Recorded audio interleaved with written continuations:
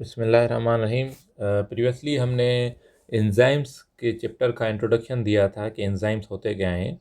आज हम ये डिस्कस करने जा रहे हैं कि हमारी बॉडी में कौन कौन से केमिकल रिएक्शंस को परफॉर्म किया जाता है और हमारे बॉडी में कौन कौन से टाइप के केमिकल रिएक्शंस होते हैं।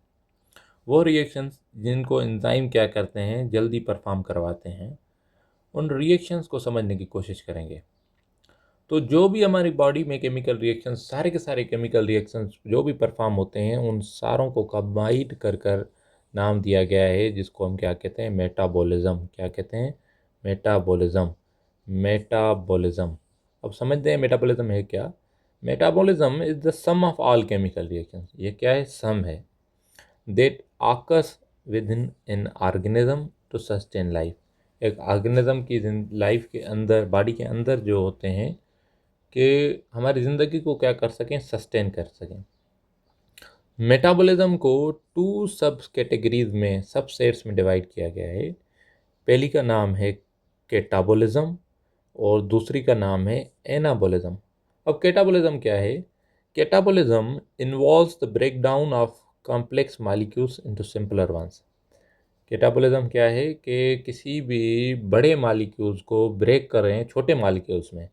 ये देखो, एक लार्जर मॉलिक्यूल है, अगर हम इसको छोटे छोटे मॉलिक्यूल्स में ब्रेक कर दें तो इसे हम क्या कहते हैं, कैटाबॉलिज्म। जब ये प्रोसेस परफॉर्म होता है तो एनर्जी हमेशा रिलीज़ होती है। एनर्जी क्या होती है? रिलीज़ होती है। इसको एग्जांपल को समझने के लिए सेल्यूलर रेस्पिरेशन के एक एग्जांपल को समझते हैं। अगर हम ग्लूकोज के मालिक्यूल को ब्रेक करेंगे तो वो छोटे मालिक्यूल्स में ब्रेक हो जाता है, जैसे कि CO2 कार्बन डाइऑक्साइड, H2O। और उसके अलावा यहाँ पर एनर्जी भी रिलीज़ होती है। जब हम ग्लूकोज को ब्रेक करते हैं तो जब ग्लूकोज को ब्रेक करते हैं तो ये वाटर भी, उसके अलावा कार्बन डाइऑक्साइड भी, उसके अलावा एनर्जी भी क्या है, रिलीज़ कर देगा। अब ये देखो, ग्लूकोज जो है ना वो मैक्रो मालिक्यूल है, बड़ा मालिक्यूल है। वाटर और कार्बन डाइऑक्साइड इसके कंपैरिजन में छोटे मालिक्यूल्स हैं। जब बड़े मालिक्यूल्स को ब्रेक करें छोटे मालिक्यूल्स में तो इन मालिक्यूल्स, ऐसे टाइप ऑफ रिएक्शंस को हम क्या कहते हैं, कैटाबॉलिज्म कहते हैं। लिपोलाइसिस है, जब इन विच फैट को हम ब्रेक डाउन करें। जब भी फैट को ब्रेक डाउन करेंगे तो फैटी एसिड्स इन ग्लाइसरॉल में वो कन्वर्ट हो जाएंगे, which can be used for getting energy. ये एनर्जी को हासिल करने में हमारे बॉडी में जो है ना वो इस्तेमाल होते हैं। और दूसरे टाइप के रिएक्शन होते हैं जिसे हम क्या कहते हैं, एनाबॉलिज्म। एनाबॉलिज्म क्या है? Building up. अब छोटे मालिक्यूल्स, ये जो है ना छोटे मालिक्यूल्स को मिलाकर, A+B को मिलाकर हमें क्या है, एक बड़ा मालिक्यूल बनाना है। It involves the building up complex molecule from simple one. छोटे मालिक्यूल को मिलाकर बड़े मालिक्यूल बनाएं। This process consumes energy. ये इसके अपोजिट है। वो उसमें क्या हो रहा था, एनर्जी क्या हो रही थी, मिल रही थी हमें। अब ये इसमें क्या है, एनर्जी क्या होगी, कंज्यूम होगी। एनर्जी क्या होगी, कंज्यूम होगी।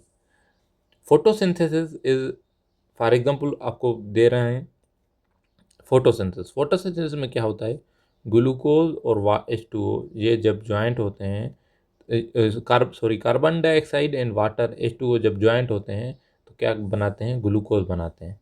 अब इसमें एनर्जी की जो सोर्स होती है वो क्या होती है, सनलाइट इस्तेमाल होती है। फॉर एग्जांपल यहाँ पर देखो, CO2 प्लस H2O, जब सनलाइट एनर्जी का फॉर्म कौन सा होगा, सनलाइट, ये मिलेंगे। जब जब मिलेंगे और एनर्जी का सोर्स सनलाइट इस्तेमाल होगा तो इसके बदौलत जो है ना वो ग्लूकोज का मालिक्यूल बनेगा। ये दोनों छोटे मालिक्यूल्स हैं, माइक्रो मालिक्यूल्स हैं। ये क्या है, मैक्रोबायोलॉजिकल मालिक्यूल है। इसमें क्या होती है, एनर्जी यूज़ होती है। उसमें क्या होती है, एनर्जी जो है ना वो बाय प्रोडक्ट में हमें मिलती है। अब प्रोटीन सिंथेसिस, फॉर एग्जांपल हमें प्रोटीन बनाना है तो छोटे छोटे अमाइनो एसिड को मिलाकर बड़े बड़े लार्जर बायोलॉजिकल मालिक्यूल्स को हम क्या कर सकते हैं, हासिल कर सकते हैं। तो आज का हमारा जो टॉपिक था जिसमें हमने मेटाबॉलिज्म को डिस्कस किया वो हमने समझ लिया, और आगे चलकर एंजाइम के मज़ीद लेक्चर्स को जो है ना वो समझने की कोशिश करेंगे।